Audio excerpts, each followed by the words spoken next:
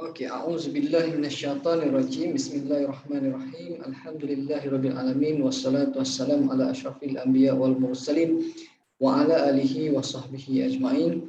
Qala rabbi shrah li sadri wa yassir li amri wahlul 'uqdatam min lisani yafqahu qawli. Qala Allah ta'ala fi kitabil aziz qala Yusuf li abihi ya abati inni ra'aitu ahada asyara kawkaban as-samsa wal qamar ra'aituhum lis-sajidin. Subhanallahul azim. Insyaallah kali ini saya akan membentangkan tugasan pertama bagi modul kelima SPPPT berkaitan dengan tajuk cabaran penilaian secara online dan juga cara untuk mengatasinya.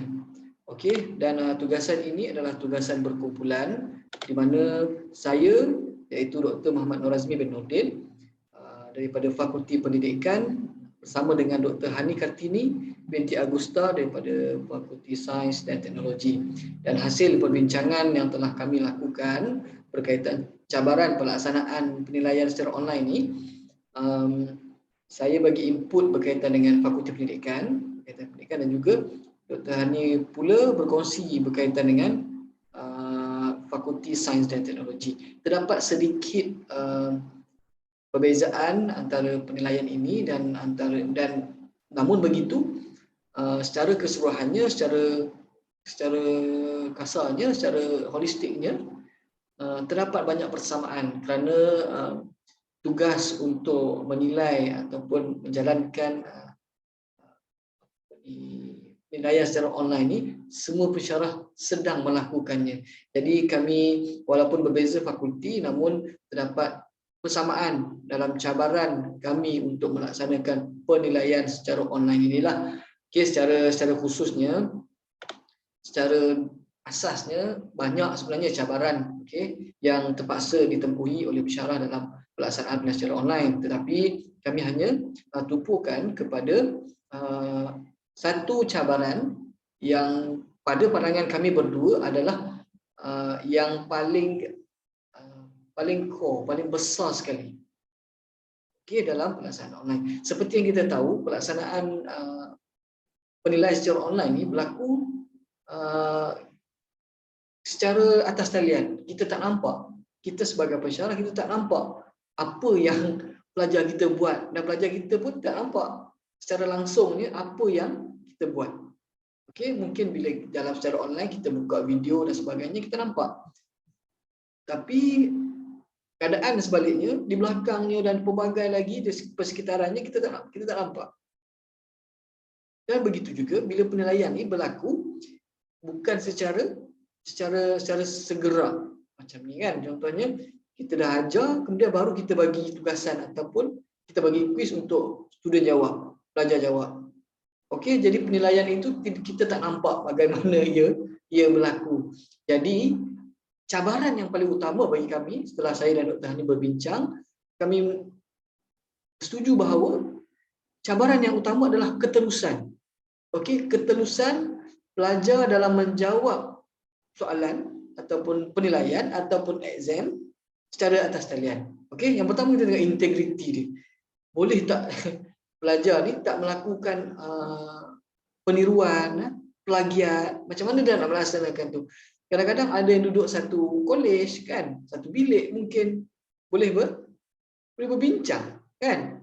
Kau jawab apa, kau jawab apa kan, macam salah dia, ada perbincangan. Sedangkan penilaian yang kita nak buat ni secara khususnya untuk individu kan, untuk seorang pelajar tu. Tapi bila keadaan ataupun online macam ni, integriti pelajar tadi dalam menjawab tu boleh jadi masalah di situ, dan juga dia boleh berbincang sesama rakan dia untuk mendapatkan jawapan.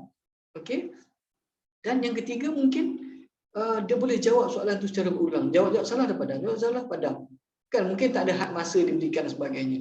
Dan yang keempat, keterusan ini kita merujuk juga kepada sumber untuk pelajar tadi menjawab soalan tersebut. Kan? Dia boleh cari kat internet, dia tengok buku dan sebagainya. Itu adalah cabaran yang kami rasa bila saya dan Dr. Hani Kartini berbincang, kata inilah antaranya adalah keterusan jawapan ataupun macam mana pelajar tu menjawab soalan penilaian yang kita sebagai pensyarah berikan. Jadi untuk mengatasi cabaran ini, ada beberapa cara lah yang kami cuba sampaikan, yang kami cuba cadangkan untuk mengatasi cabaran ketelusan pelajar tadi menjawab penilaian tadi. Okey, yang pertama, kita boleh memberi peringatan kepada pelajar bahawa walaupun kamu berada di rumah, walaupun kamu berada di mana saja untuk kamu menjawab soalan ini, kamu kena ingat bahawa ini tetap penilaian dan ini tetap peperiksaan, ini tetap pengukuran dan penilaian dan sebagainya, dan masih tertakluk dengan undang-undang ataupun peraturan yang universiti dah tetapkan. Okey, dan sekiranya kamu melanggar mana-mana peraturan, maka kamu boleh dikenakan tindakan tertib dan kamu boleh dikenakan tindakan yang lebih keras. Okey, didenda, diberhentikan pengajian dan sebagainya. So kita kena memberi peringatan lah. Dan yang kedua, secara konsisten kita nasihatkan pelajar, kita motivate, kita memberi secara halus, kita nasihatkan dia bahawa perbuatan meniru ni akan memberi kesan, akan memberi keburukan kepada masa hadapan mereka dan sebagainya. Dan yang ketiga, pada pendapat kami, jangan kita buat soalan tu soalan yang fakta. Kan? Bila kita buat soalan itu soalan yang kita fakta, cari di internet jumpa jawapan, cari internet jumpa jawapan. So itu memudahkan pelajar tadi mendapat jawapan dan ketelusan dia menjadi cabaran lah. Kan? Maksudnya dia cari dia bukan berdasarkan apa yang dia belajar, cuma apa yang dia cari pada waktu itu.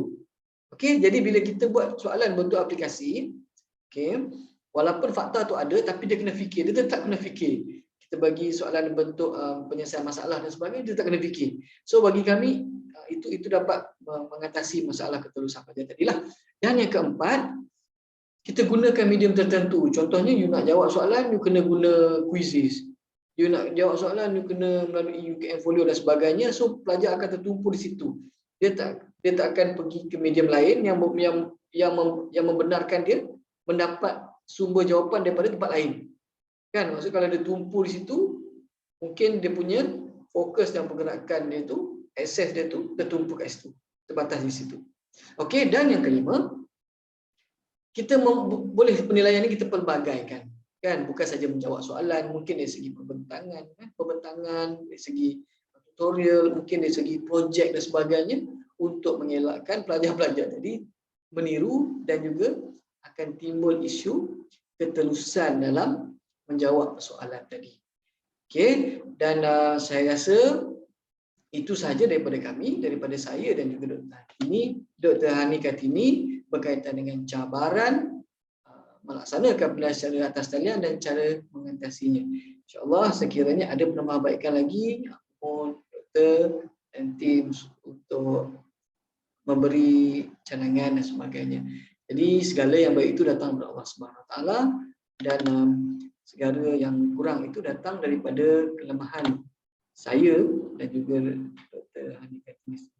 InsyaAllah